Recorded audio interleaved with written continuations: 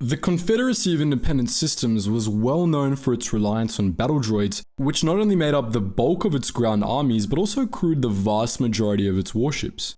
Nearly all of the major Separatist ships we see in Clone Wars era media were crewed by droids, all except one. That exception was the Invisible Hand, the flagship of General Grievous. As seen in Revenge of the Sith, the Invisible Hand was staffed by a mixed crew. There were battle droids aboard, but the bulk of the crew, bridge crew especially, was made up of Neimoidians. This may seem odd, especially if you consider the fact that Grievous hated Neimoidians, but there's actually a story behind it, as we'll be discussing today.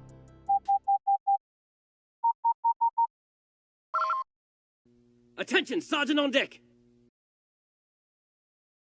The Invisible Hand was a specially modified Providence-class carrier/destroyer built by Quarren engineers on Permant. Unlike most of the ships that made up the Confederate Navy, this kilometer-long warship was built to last, with comprehensive armoring, powerful deflector shield generators, escape pods, and other life support systems that most Separatist vessels lacked. It required a crew of 600 and was heavily armed, boasting 2 heavy ion cannons, 14 quad-turbo lasers, 34 dual laser cannons, 12-point defense ion cannons, flak guns, and a whopping 102 proton torpedo tubes. The Invisible Hand was modified from the stock Providence-class model, giving it greatly expanded hangars and more storage space for embarked troops. These modifications allowed the Hand to carry 120 Vulture droids, 120 Tri-droids, 160 MTTs, 280 droid tanks of various classes, and up to 1.5 million deactivated battle droids. Clearly, the Invisible Hand was of a higher quality design than most Separatist warships, and there were 2 reasons for this. The first was that the Providence class itself was pretty high quality, having been based on a stolen Mon Calamari design. The second reason was that the Invisible Hand was always meant to be important. It was designed to serve as Newt Gunray's new flagship. Gunray's original flagship was the Sak-Ak, a Lucrehulk-class battleship commanded by Captain Dolte Dauphine, one of Gunray's most trusted lieutenants. During the blockade of Naboo, the Sak-Ak was the flagship of the Trade Federation fleet, but most of its command crew transferred to the droid control ship Vutun Pala after the fall of Theed, including Captain Dauphine. During the Battle of Naboo, the Vutun Pala was destroyed, killing all on board, and the Sak-Ak was presumably confiscated by the Republic. In the years after the Battle of Naboo, the Trade Federation quietly began to rebuild its private navy, but this time it opted for a more diverse selection of warships than they had used at Naboo. They continued to make use of Lucrehulk-class battleships and droid control ships, but most of their existing fleet was converted into more nimble Lucrehulk-class core ships, and they commissioned several lighter warship classes to flesh out their fleets a little bit more. The Providence-class carrier/destroyer was one of the new warship lines the Trade Federation began building during the Separatist crisis, and Vice Gunray claimed Invisible Hand to be his new flagship, filling its ranks with the best Neimoidian crew the Trade Federation had. After the outbreak of the Clone Wars, the Trade Federation's private fleet became part of the CIS Navy, and their new Providence-class carrier/destroyers became a popular flagship choice for organic Separatist officers. For the first few months of the war, Invisible Hand served under Gunray's command, though he used it less as a battleship and more as an expensive showpiece. Then, in the first year of the Clone Wars, the CIS lost the dreadnought Malevolence in the Battle of Khalida Shoals. With its loss, the Confederacy's Supreme Commander, General Grievous, was left without a flagship. To replace the Malevolence, Grievous requisitioned the Invisible Hand, possibly just to spite Gunray, who Grievous had already developed an intense dislike of. Gunray, naturally, protested Grievous's seizure of his ship, but Darth Sidious eventually convinced the Viceroy to let Grievous have his way.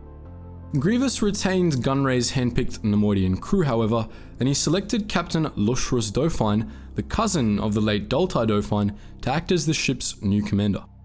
Lushrus Dauphine was an ally of Newt Gunray, but he'd also earned Grievous's respect, a rarity for a Neimoidian, or anyone for that matter. During the Battle of Geonosis, Dauphine had commanded one of the Trade Federation's core ships, and his had been one of the last to evacuate. Unlike many Neimoidians, Dauphin was always calm and collected, and on Geonosis, he covered the Separatist fleet's retreat from the planet, holding the line against advancing Republic forces. When Grievous fled Geonosis with the last of the Confederacy's ground forces, he docked with Dauphin's ship to escape incoming Republic starfighters, which the Neimoidian was able to fend off before joining the rest of the core ships in the retreat. Dauphin's performance in the battle convinced Grievous that he had more backbone and tactical acumen than most of the Trade Federation's commanders, earning him the captain's chair aboard the CIS Navy's new flagship. As the war went on, Grievous's respect for Dauphin only grew, as the captain was the only member of the Invisible Hand's crew that wasn't intimidated by the droid general's presence. With that said, the rest of the crew had plenty of reasons to be terrified of Grievous. The droid general hated Neimoidians, especially cowardly ones, and he was known to take out his frustrations on his bridge crew, as the following passage from the Revenge of the Sith novelization shows. "Concentrate fire on Indomitable," Grievous told the senior gunnery officer. "All batteries at maximum. Fire for effect. Blast that Hulk out of space, and we'll make a hyperspace jump through its wreckage." "But the forward towers are already overloading, sir." The officer's voice trembled on the edge of panic. "They'll be at critical failure in less than a minute. Burn them out." "But sir, once they're gone..." The rest of the senior gunnery officer's objection was lost in the wetly final crunching sound his face made under the impact of an armor-class fist. That same fist opened, seized the collar of the officer's uniform, and yanked his corpse out of the chair, ripping the crash webbing free along with it. An expressionless skull face turned toward the junior gunnery officer. "Congratulations on your promotion. Take your post." Despite the problems Grievous's temper posed for crew survival rates, the Invisible Hand and its crew performed well throughout the Clone Wars, especially during the conflict's later stages. For all the violence that happened on the warship's bridge, its crew was still extremely effective, and under the command of Grievous and Dauphin, it became the most feared ship in the galaxy, especially after Operation Dirge's Lance in 20 BBY. That year, Invisible Hand led a massive campaign up the Corellian trade spine, pushing forward into the very heart of the Republic. Operation Dirge's Lance saw Grievous capture 26 crucial core worlds and one of the Republic's most important supply lines, dealing grievous damage to the Republic war effort. This campaign was the closest the Republic came to losing the Clone Wars, and it saw some of the Confederacy's bloodiest victories. There was the Battle of Duro, the most devastating Republic defeat of the war, in which Grievous overwhelmed a key Republic stronghold in less than a week.